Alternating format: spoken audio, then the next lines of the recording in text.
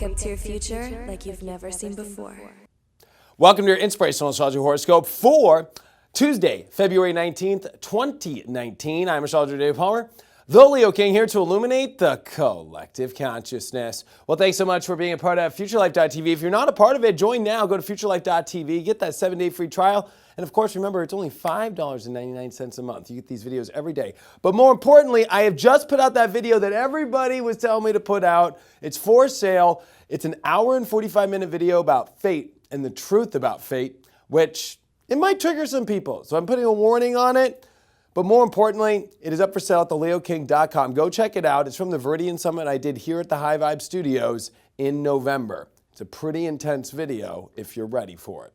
But before we take a look at all the planets, let's take a look at the Leo King's planet energy. Rich and similar and same all the energies for your Tuesday. And I'm sending you lots of energy. I am sending you lots of love and light. I'm hoping that you have an awesome, amazing, and spectacular, wonderful, and awesome Tuesday. Is nothing but a Tuesday is what I like to say, but we are here on a full moon in Virgo, and it's an extreme one, so I'm putting the energy meter at the extreme position. Beep, beep, beep. Wow, here we are, full moon in Virgo, as the sun has now slipped into Pisces, right? This is a major reality shift, especially as Chiron has now entered into Aries on Monday. This is a big shift because, of course, Chiron's at the 0 point, the beginning part of astrology, and this is a major full moon because the sun is in Pisces now with Mercury and Neptune, and this Mercury shadow that's going to begin. This is a very cleanup time. I mean, a full moon in Virgo likes to clean up physically. And here's the sun, Mercury, and Neptune and Pisces doing this cleanup spiritually. And there's a lot of cleanup right now. And the good news, though, is the sun and this full moon are making awesome aspects to Mars and Uranus. Now, Mars and Uranus are coming off their conjunction point. Mars is in Taurus, and really, we got this full moon today trining over to Mars and Taurus. We got the sun now sextiling over to Mars throughout the next couple weeks here. And so this is definitely going to be helping us to move forward. But I think with the energy right now, we've been through a lot. Chiron just finished its long cycle from pretty much the beginning of the 2010s here all the way to literally yesterday. So we have gone through a lot when it comes to kind of getting off trail, finding our soul, humbling ourselves. And there's kind of a lot of chaos that I think we've all internally been through, externally as well. And this full moon is about reality check. And it's kind of odd too, because, when the sun moves into Pisces, you usually feel it really intensely because it's definitely the last sign of the zodiac. It's very Neptunian. It's very foggy.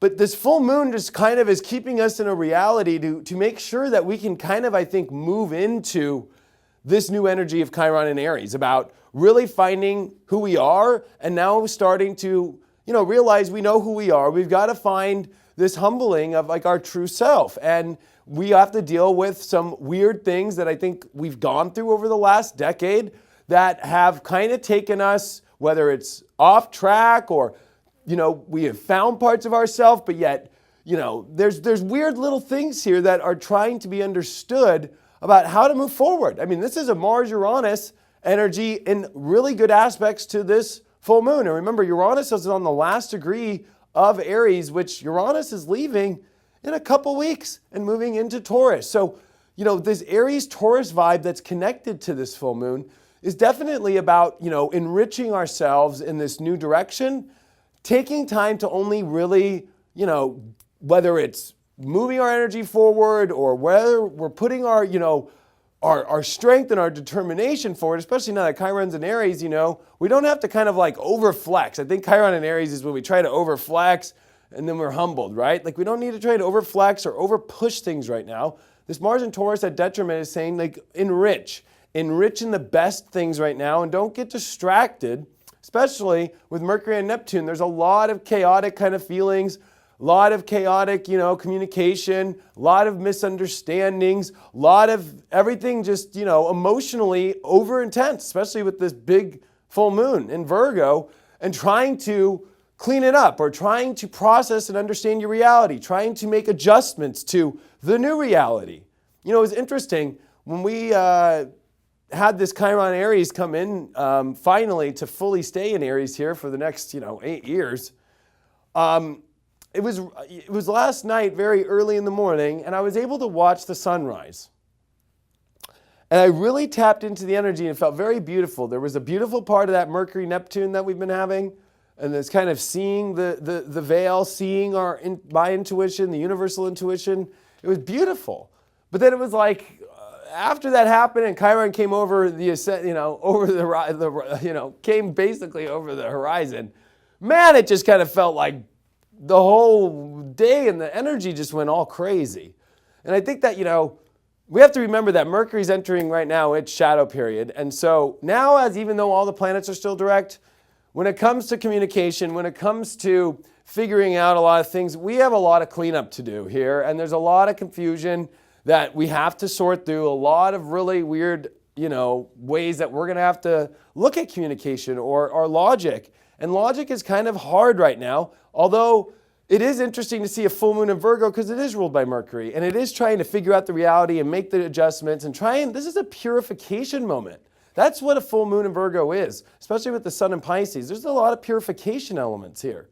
But since the moon in Virgo is ruled by Mercury, and Mercury happens to be on Neptune, and the sun is in Pisces with, of course, this Neptunian energy, right? So there is this part where it's trying to clean up a lot of baggage, a lot of things that we have to shed, a lot of spiritual karmic stories ending, and it can feel chaotic when karmic stories end. And I feel that with the Chiron ending and moving into Aries, this is a new beginning moment, but man, there is a lot of dust from whatever has just kind of happened in our lives, and it's kind of coming into the new energy. And this is about kind of dusting ourselves off before we truly enter into the seas of Pisces. And I do want to remind people, if we look around the zodiac, here we got Jupiter, which is in the last decan of Sagittarius, and here we got Mercury creeping up to square Jupiter. And now as Mercury's in its shadow period, we're getting ready for the Mercury retrograde that comes on March 5th. So, we need to use these couple weeks here to really, I think, get all the details as much as we can, the conversations, because this is going to be a chaotic Mercury retrograde, as you could have felt Monday, especially when Mercury was on Neptune, because Mercury and Neptune are going to meet for a long time at the end of March and into April when Mercury stations direct and sits on top of Neptune. So this full moon is trying to show you, get back on track, clean things up, and get every bit of information clear and understood, because this is moving forward now. This is re-embodying who you are in your life and trying to push forward with Mars and Uranus into a better place, into a higher new realm. And it takes courage and it takes confidence and self-worth, but it also takes compassionately doing that and having a true understanding and a purification of how you communicate and do all these things. Remember, Venus as well has been on top of Saturn. So with the sextile to Neptune, right? So there's been this kind of like harsh stuff that we've had to deal with and truth that we have to really, in our projects and our relationships, like really figure out. But then there's that Neptunian energy of like the excitement, the creativity, the new, the possible, the aligned, and then also the misaligned. So there's a lot now that is aligned and misaligned, and it's about, getting in there and reconfiguring everything and keeping everything in alignment now, purifying yourself, and really moving forward, because this full moon wants to clean things up. It wants to get things moving. It wants to make things happen. And right now, I'll be honest, now that Mercury's coming into shadow and planets are starting to go slower, this has been the big momentum in this year, and it's been a lot, and it's been crazy, and it's been intense. But with things kind of slowing down, we want to take things from a very smart position and still get things done, but also not stop. Like, this is where you can notice, I'm just done, or I'm stopping. No, this is where we still have to move forward. Doesn't mean you need to put the afterburners on. It just means that, you need to get things set and adjusted right. So when we go through these next couple months that are coming up, March and April, especially with these planets coming retrograde, like Mercury and then Saturn and Jupiter, and all these things that are going to come retrograde, we need to, Pluto, there's so much here that is weird. And I will say this, Venus is in between the Saturn-Pluto conjunction, right? It's coming into this midpoint. So when it comes to relationships right now, when it comes to projects, there's a lot of intense stuff going on. Pluto getting to the bottom of things, Saturn, more importantly, that has shown kind of the reality truth of what we need to do and what we should do and what we shouldn't do. And Venus is in a very tight spot right now. But the good news, Mercury and Venus will start coming into sextile, and so we can start to understand what we need to do if we are listening to the long-term road and to what our guides and what the universe is saying. So it is a good moment here, but you have to see you're coming out of a lot of crazy, and even though it can feel crazy, the truth is it's just kind of like when you stop the car in the desert, and you get to the new spot and all the crazy dust and everything. This is a moment for us to kind of sweep off that dust and then move back on the road. And to be easy on ourselves, to be compassionate, but also at the same time, we've got to purify and we've got to do the work to change things up in our life. This is about major changes now, and there's a lot of mutable energy. So when you get all this mutable energy, things can feel a lot of chaotic, and this is just the beginning of that chaotic energy. I will be honest, especially for what's coming with this Mercury aspect of the shadow period and the retrograde stuff that is coming with Mercury, which will go retrograde in the 29th degree, by the way, in March. So we are definitely not going to be dealing with the kind of Chiron energy, I think, of like, oh gosh, this really is like, I think that we are empowered now, but I feel that, there's going to be a lot of cleanup here and a lot of karmic stories ending, and it's going to take some time, and it's going to take some enrichment. It's going to take some taking care of yourself better, and it's going to take some quality time to pay attention to your actions, and it's also with Uranus and Aries about raising yourself to the courage and to the new places in the universe and not being afraid of it, and not especially going backwards. Although I think that things have kind of revealed itself about not going backwards anymore. We got the Five of Wands upright, so I think that this card is very interesting because, of course, there could be conflict with this card, but I think what it is that we have a lot of pieces in life in different areas, and we're trying to put them all together. Five of Wands to me definitely is like there's a lot of passions. Sometimes people might not agree, but that doesn't mean that they can't come together. And I think that in our own conscious life, this is us realizing we have a lot of passions, we have a lot of things that are changing in our life, and how do we find a way for them to work together instead of clashing at each other, right? So sometimes it's kind of like when I think of a teepee and how they bring all the poles or the wood together and they make a teepee where it all comes together and it's able to find its support.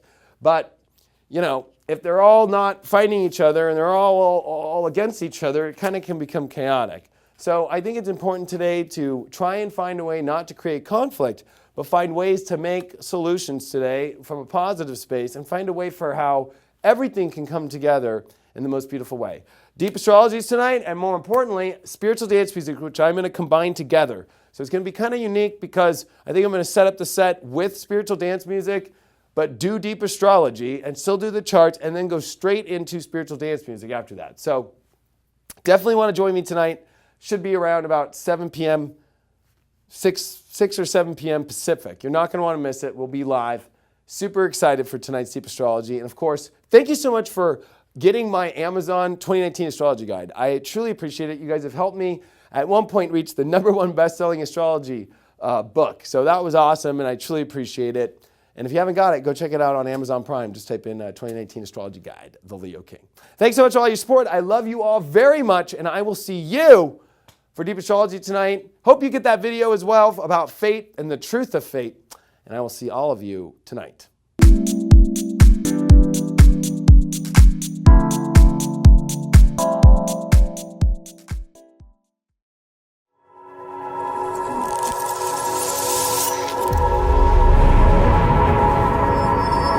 Future life. Wake up to your future like you've never seen before.